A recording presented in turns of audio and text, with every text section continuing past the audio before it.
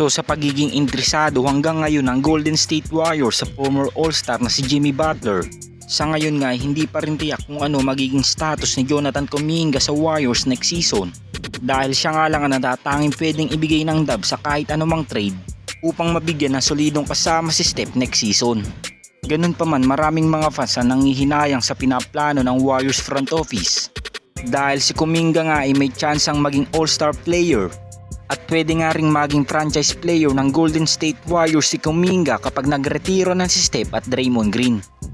Well, kahit anong ganda nga ng pwedeng maging epekto ni Kuminga kapag nagretiro na ang kanilang mga veteran players, hindi nga natin may tatanggi na naghahabol pa rin ang kampeonato si Steph at Draymond Green. At kahit nag-sign na nga ng 2 years contract extension ng 2-time MVP na si Stephen Curry,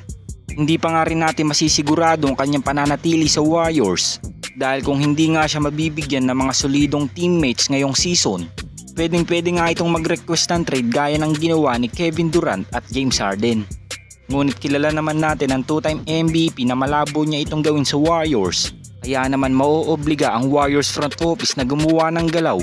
upang magkaroon ng totoong pagbabago sa kanilang lineup. As of now, sa roster ng Dubs, masasabi nga natin kulang na kulang ang kanilang lineup pagdating sa mga centers. Katulad ditong nakaraang taon ay patuloy nga nilang gagamitin ang small ball lineup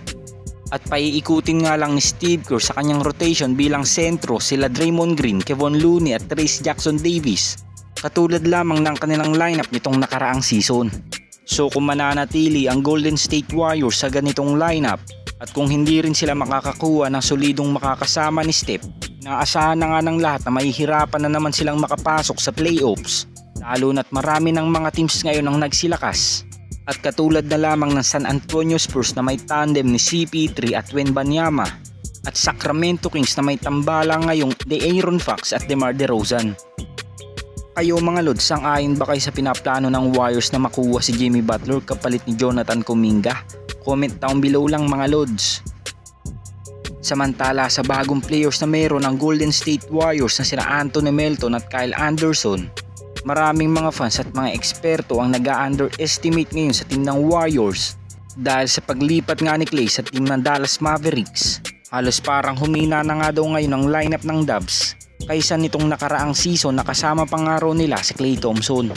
Ganun pa man, ayon nga sa isang fan patungkol sa pagpunta ni Kyle Anderson at Anthony Melton sa team ng Golden State Warriors, inaasahan na nga daw niya sa isang game na gagawa ng 45 3-pointers ang dalawang player na ito at magsisilbing X-Factor nga daw sila sa Dubs dahil sa scoring na maitutulong nila sa 2-time MVP na si Stephen Curry.